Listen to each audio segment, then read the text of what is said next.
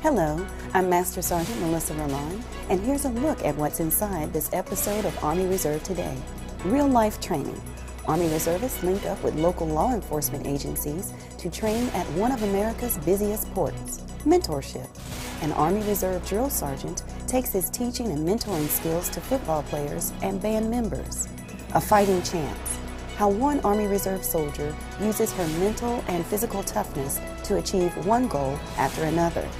These stories and more ahead on this edition of Army Reserve Today. Hello and welcome to Army Reserve Today.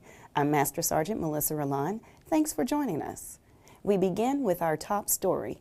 Army Reserve soldiers recently partnered with Miami-Dade Fire Rescue Department and several local law enforcement agencies in Miami, Florida, for a hazardous material exercise. This collaboration gave soldiers in the 329th Chemical, Biological, Radiological, and Nuclear Company realistic training at one of America's busiest ports. U.S. Army Reserve Command's Calvin Reimold has more. It's a typical warm, sunny South Florida day at one of the busiest ports in the United States. But in a single moment, everything changes.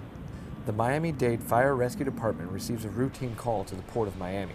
Arriving on scene, they discover unidentified chemicals and high amounts of radiation. In a heartbeat, it becomes apparent that Miami's first responders do not have the personnel and assets to deal with this threat. But they know who can provide that extended level of help, and they ask for the U.S. Army Reserve through a program called DISCA, Defense Support to Civil Authorities. The situation on this day is fictional, but training scenarios such as this one give local responders in Army Reserve chemical, biological, radiological, and nuclear units the opportunity to work and train together on how to deal with the unthinkable. A federal declaration has occurred. 329th could respond, report with civilian responders on a specific incident scene, and provide capabilities that the local responders could not do for themselves. So the military brings special capabilities, just like the fire department does with hazmat tech certifications and so forth, being able to identify, analyze, certain toxic industrial chemicals and materials, along with radiation and skills to provide that support for an incident commander. Soldiers trained with the fire rescue crews the day before this exercise began to help them further understand each other, allowing both groups time and coordination to prepare for a quicker response. Training and interaction like this between the military and civilian responders helps resolve any unforeseen situations before they grow to a larger scale and become larger obstacles. When the local responders understand what the military can bring, and what the military understands what their responsibility is for local incident, commanders or civilian responders, it becomes a whole lot easier when the response actually occurs. So we build relationships prior to an incident in preparation for an incident to make sure that understanding is across the board. In a situation like this, we are limited with the amount of resources that we have. We know that the Army usually brings a large contingency.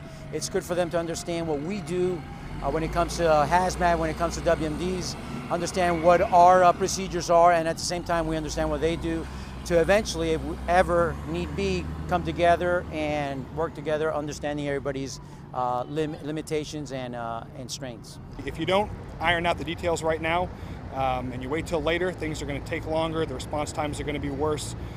Different groups have different standard operating procedures and they kind of function in different lights. So for us to get together now, prior to something happening, and iron out the details, it's really going to cut down if anything ever does happen. It'll be a great benefit. The partnerships and trust built between the Army Reserve and Miami-Dade first responders is vital in a mutually supportive relationship both benefit from. The joint civilian-military training here during a simulated situation could shape future responses to an emergency, should the need arise on some future warm, sunny South Florida day. These guys kicked butt. That was great. Hopefully we'll get to do it sometime next year or in the near future. Reporting from the Port of Miami, I'm Calvin Reimold for the U.S. Army Reserve. The U.S. Army Reserve has state-of-the-art weapons technology that allows gunners to sit safely in the back seat inside their vehicle. Master Sergeant Michelle Saray with the 200th Military Police Command explains what CROWS is and how it will positively affect the Army Reserve Force.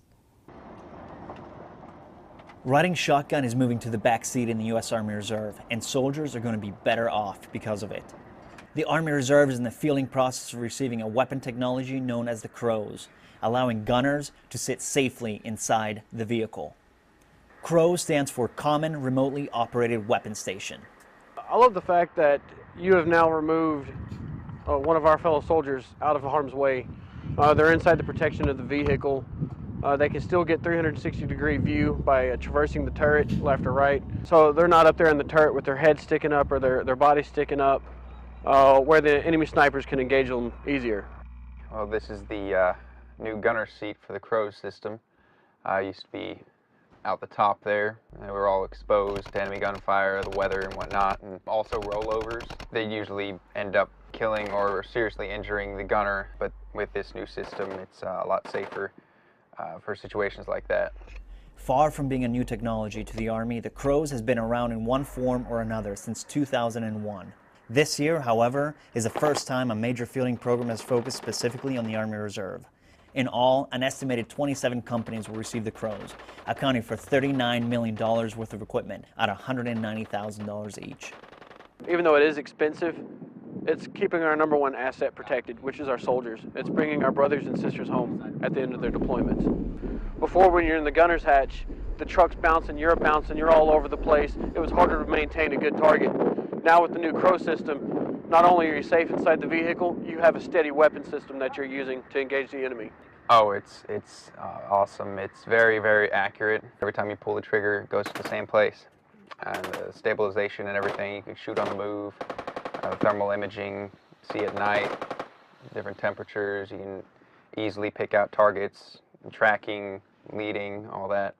It improves the MP's lethality by having various types of weapon mounting systems to mount while they're patrolling and doing their duties in theater. One being the Mach 19, 2, the 240, 3, the 240 Bravo, and number 4 is the M2, the 50 cal. It's going to improve how we fight. It's going to improve on the amount of casualties that the Army takes, our accuracy of finding the enemy. And that's the purpose of the M153 weapon station.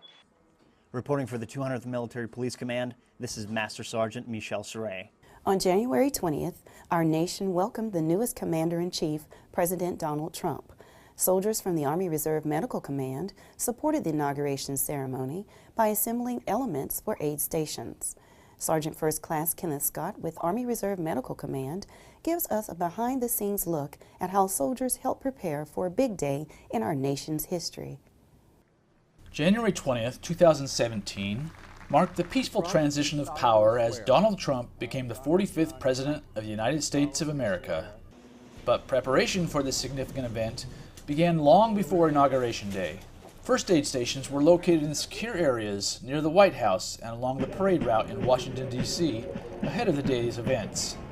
To prepare for the operation of these aid stations and for the medics who would circulate among the crowds, Army medical logisticians from Fort Belvoir Community Hospital and Army Reserve Medical Command began their ordering process last summer, which would enable them to fill up their aid bags and kits a week ahead of the event, delivering those materials in the dark evening hours the night prior to the event. This is real world stuff. Normally the training is pretend you're ordering supplies, to pretend you're dropping this off, but now we're actually seeing the medics wear the equipment that we pack. We're actually seeing the nurses administer aid with the stuff that we pack. So this was by far the best experience that I've had as a logistician outside of being deployed. It's very cool to see it from beginning to end, implement and actually put these bags out into use. The stuff that we ordered and the mission that we did last summer could in effect save somebody's life during the course of this inauguration. That's pretty neat. Fort Belvoir Community Hospital Material Logistics Distribution Section supports medical needs for the majority of special events in the D.C. area, to include the inauguration. Ron McLeod has prepared aid stations for the past 3 inaugurations and values trained reserve soldiers who can support the hospital's mission.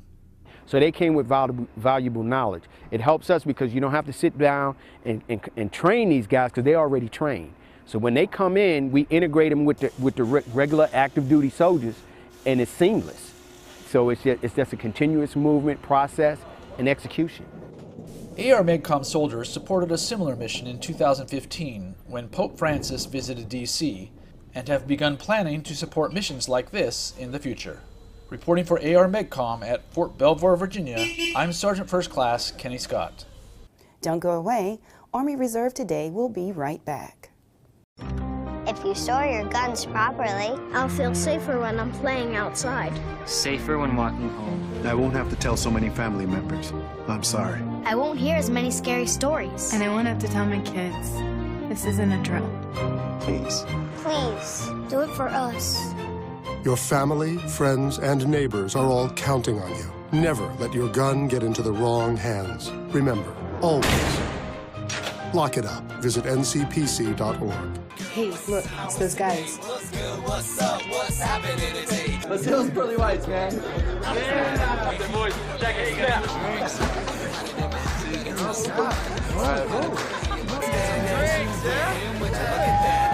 Stand up, do my cherish, don't compare us. Go.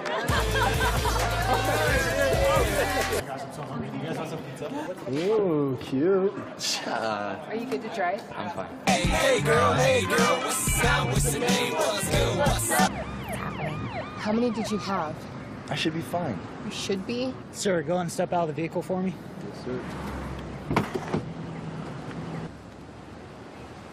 See ya, buddy. Today, Sean's got a hearing. We'll see how it goes. Good luck. So turns out, buzz driving and drunk driving, they're the same thing, and it costs around $10,000. So not worth it. Welcome back. The Army Reserve Drill Sergeant of the Year recently took on another role, mentoring high school football players and band members. Thomas Moore with the 205th Press Camp headquarters has more on how this new role impacts youth leading up to the All-American Bowl in San Antonio, Texas.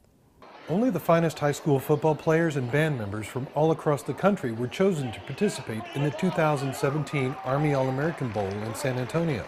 These elite are deserving of the U.S. Army's best mentors, providing guidance and assistance whenever needed. One role model, Sergeant Ryan Moldovan, a drill sergeant, member of the U.S. Army Reserve, and winner of the 2016 Drill Sergeant of the Year, was honored to be chosen as a mentor for the students. It's a good opportunity for Army Reserve NCOs like myself to come out and just be a role model for these kids. They're the best from their schools, and we're the best from the Army Reserve, and we want to get together with them and just kind of give them some pointers on life if that's what they need. It's great for the Army Reserve because we brought our best, they brought their best, and we get together and just talk it out, and I'm just glad to be here to do that for them. Whether training new recruits or mentoring high school students at the Army All-American Bowl, Army Reserve Drill Sergeant and mentor, Sergeant Ryan Moldovan, will rise to the challenge. From the All-American Bowl in San Antonio, I'm Army Reserve Sergeant Thomas Moore. For the second time ever, the U.S. Army Reserve Command honored its top officer, NCO, and civilian instructors of the year. The command recognized Major Jason Nagel, Sergeant First Class Kevin Hiles, and Mr. Kevin Lindsay for their tactical and technical knowledge, communication skills, and classroom management in a ceremony at USARC. I want to become an instructor to help the next leaders in the next generation come up with my experience that I've had out in the field. I have a passion for learning, of sharing examples, but also just challenging students in the classroom with each other in what they have done and what they're going to do. We're kind of like the heart of what an NCO does, which is train soldiers. So being able to be a part of that history and heritage is really good. And like I said, I know that some of the people that I'm training, I'm probably going to be working above them or supervising them at some point. So it's a great thing for an NCO to be able to do. I love being an instructor because the folks that I teach are the tip of the spear for the United States Army and the Army Reserve and sometimes the Army National Guard. So the people that I teach, the students I teach, go back and further on, they go back to their units and teach young soldiers, they teach intermediates and some seasoned soldiers already. So I still get to have an effect. I'm doing things for our nation by teaching instructors who will teach soldiers. This year's winners will represent the Army Reserve at the U.S. Army Training and Doctrine Command Instructor of the Year competition later this year. An Army Reserve military police soldier in Belton, Missouri, trains and exercises on a daily basis to make sure she stays physically and mentally tough. Sergeant Elizabeth Taylor with the 200th Military Police Command has more on Staff Sergeant Crystal Bates and how she consistently challenges herself and achieves personal goals.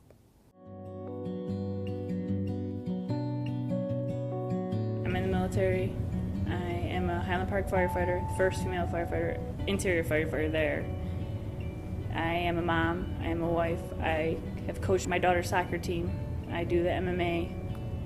I train, I weight lift, and I run wherever I can fit in 1 to 2 hours a day. I go and I work out, or I'll do it at home, whatever I can do to get that training in. I take on a lot of different things, challenge myself a lot.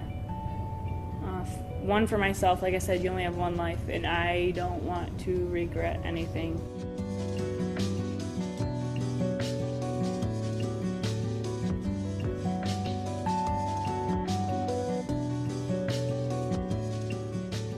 She's a very strong, independent female. E6 right now, as far as military style, she's very structured, very black and white. She's willing to bend over backwards to work with you and to do anything for her soldiers or help anybody. Chris is real tough. Aside from being, she's born physically something going on with her that she's too strong for how she looks. I don't know, I know even back then she had about a 205-pound bench press. She was squatting like 300-something pounds. She ran a high-altitude marathon in Bagram in something like 3 hours and 45 minutes, which is just minutes after qualifying for Boston. And she had never run anything over, I think, 8 miles before, didn't even train for it, just didn't know she wasn't supposed to run that fast. So there's a little bit of, I don't know, there's a little bit of something special going on there. At Highland Park Fire Department in Highland Park, Michigan, I am the first female interior firefighter there to make it there. If you're gonna be in this service, you gotta be able to help each other out. You can't just be in it to look pretty. You gotta save them and help them just like you want them to help and save you. I really love what I do here. I really do. Going in the fires, honestly, a lot of it is the adrenaline. Getting to the fires, getting your gear on, hearing that bell go off, and getting out there and just doing the job, getting in the guts of it with all the other guys. The camaraderie is a big thing too, getting with the teamwork. I think that's a big thing too with the police, military police, and then having the fire service is the camaraderie and the way everybody just builds and the cohesiveness between everybody is what drives me as well. I think it's excellent because she's living out a lot of dreams that a lot of people want to do. Be in the military and a firefighter and MMA fighter, that's some people's dreams. Chris definitely puts people around her before herself, you know? That's not just including myself, our kid, the family. She puts the soldier first. She puts missions first. She puts jobs first. I mean, she bites off a lot, and she's able to accomplish quite a bit when she does. So I want to be one of those kind of people that inspire and help people get through maybe a difficult situation. Maybe somebody has a disability, or maybe a female's like, you know, maybe I'm not cut out for this. But show them maybe you are. You just got to work a little bit harder and know what you want to do. Be the best that you can. The 99th Regional Support Command recently held a Strong Bonds event in Baltimore, Maryland. Sergeant Russell Toof has more on how this chaplain-led program increases soldier and family readiness through relationship education and skills training. Strong Bonds is a program that helps families, married, single soldiers to learn life skills. With family events, they teach the skills to the entire family so that they can become better integrated, so that they can grow together as a family. For married couples, it teaches a lot of communication skills, a lot of interpersonal skills, and for the single soldiers, it teaches life skills, things that they need to grow and to become better individuals, better soldiers.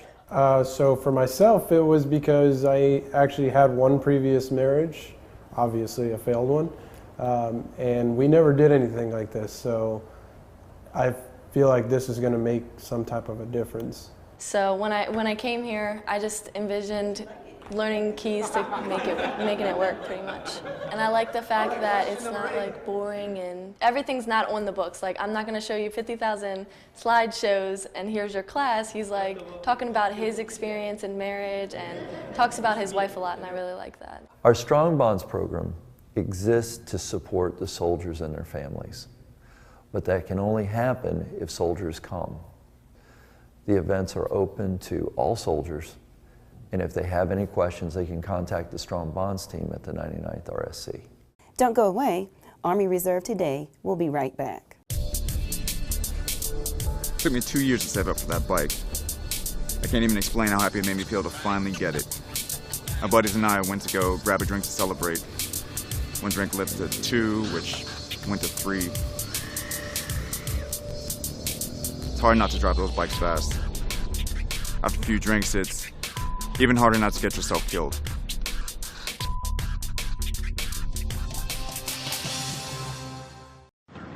How many letters? 5 letters. Just think about, what am I doing right now? Smile. Smile? Uh-huh. This is so easy.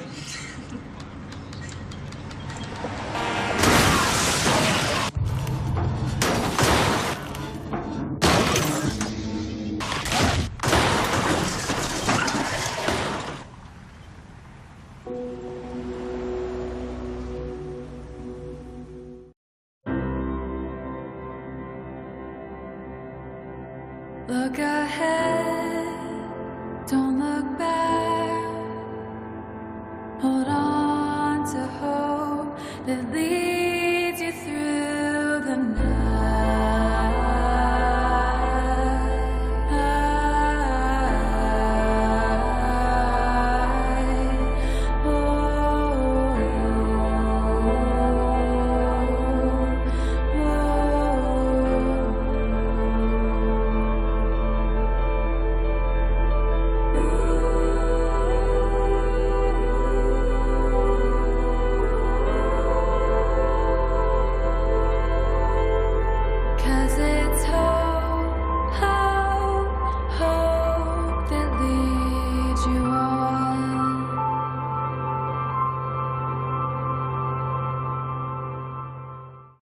Welcome back to Army Reserve Today.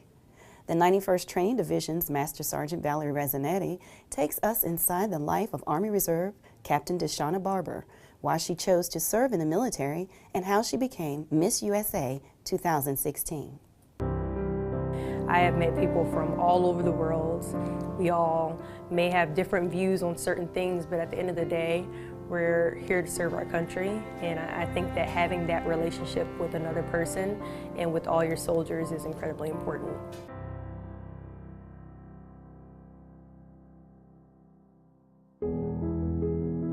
I joined the military mainly because my father and mother both served in the United States Army. Myself and my siblings all decided to join right out of high school. We felt very inspired by our parents and the service that they have committed to, and we felt like it was almost a family tradition. Being in the military is a responsibility and an obligation that we've signed up for. So I try to make sure that everything I do in the military comes first, but I also try to make sure that I'm the best that I can be. Things can go downhill very quickly, so at all times we need to make sure that we're prepared to be able to protect this nation. So I try to make sure that I'm eating healthy. I try to make sure that I am physically active at all times so that I can always be able to accomplish a successful PT test, and I can do what I need to do to be a successful soldier. If I left my unit today, I would want my soldiers to feel as though, she was really approachable.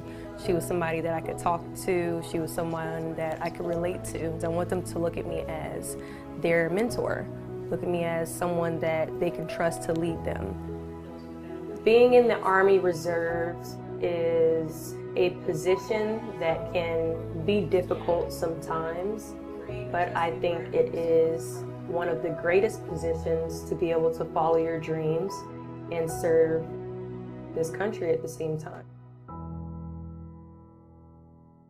This next story is a 3-part series featuring an actor who is in Djibouti as an Army Reserve soldier serving in the Horn of Africa. Air Force Reserve Technical Sergeant Benjamin Hayes of Combined Joint Task Force Horn of Africa gives us a look at the soldier who created a video series promoting best practices for livestock care and treatment in Djibouti, something that helps enhance the country's economic sustainment. Mr. Greg Williams is an actor. I did a whole bunch of background actors work. I was a Manchurian Candidate, Denzel Washington, the interpreter.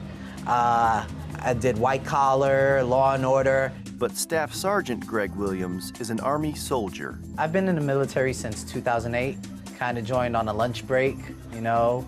A friend of mine was like, yeah, you know, join the reserves, it's pretty awesome. I'm like, oh, what's the reserves? He's like, it's the Army, but you're not full-time. I was like, what, you could do that? Having spent plenty of time in front of a camera, he now brings that unique experience to a special project in Africa, where he is currently deployed. 3, 2, 1, action! Why is this Army soldier out of uniform? You're gonna be my star today. This is Staff Sergeant Greg Williams, and his job in Army Civil Affairs often requires interaction with local populations, where business casual is the uniform of the day. Normally, these villagers don't have access or see U.S. forces, so it's always important to have that good first impression. Currently deployed to Africa and working in partnership with the International Development and Relief Board, this actor-turned-soldier has found himself in the director's chair, working on a special project, creating a series of videos aimed at helping a nation. So what we're doing with IDRB, we're doing animal instruction care videos. Now, why is it important? You have to realize that Djiboutians, they have two economic means. They have herds and they have import and export. So it's all about animals and salt. So with us, with the animals, you have clans, villages, and certain rural areas that they don't have the best practices that are modern to today's society. So what we're doing with IDRB is just simply passing on newer ways to do things so that they can help their animals to thrive. Something that a lot of people in different countries, they take for granted, but for here, people don't have access to that kind of information. Progress little by little, under a hot sun. We're identifying new ways that we can help the Djiboutian government, the Djiboutian people, and at the same time, it just helps us do our job even more. Greg Williams, an actor-turned-soldier from New York, was tasked with producing a series of videos in a country where he knows very few people and doesn't speak the language. There were a lot of struggles initially with this project.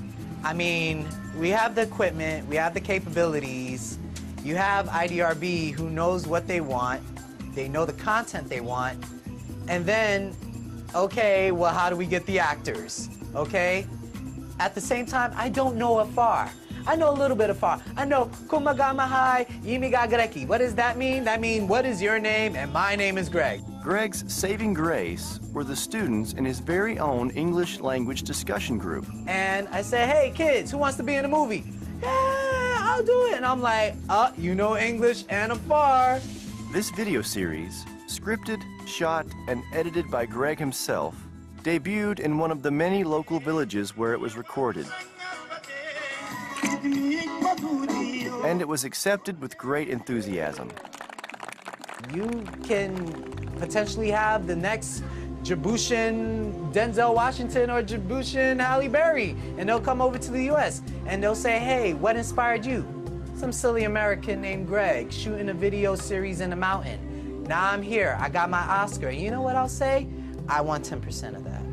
Doing this project, it was very fulfilling because I've been that actor. So now to actually be on the flip side, it's really awesome. I'm not only doing something that I love and doing something that's gonna benefit the people, but I'm doing something that I really think is gonna last for the next 5, 6, maybe even 10 years. Reporting from East Africa, I'm Tech Sergeant Benjamin T. Hayes. And that will do it for this episode of Army Reserve Today. For more information about the Army Reserve, check us out online at www.usar.army.mil. Friend us on Facebook or follow us on Twitter at U.S. Army Reserve. From Fort Bragg, North Carolina, and the U.S. Army Reserve Command, I'm Master Sergeant Melissa Roman. Thanks for watching.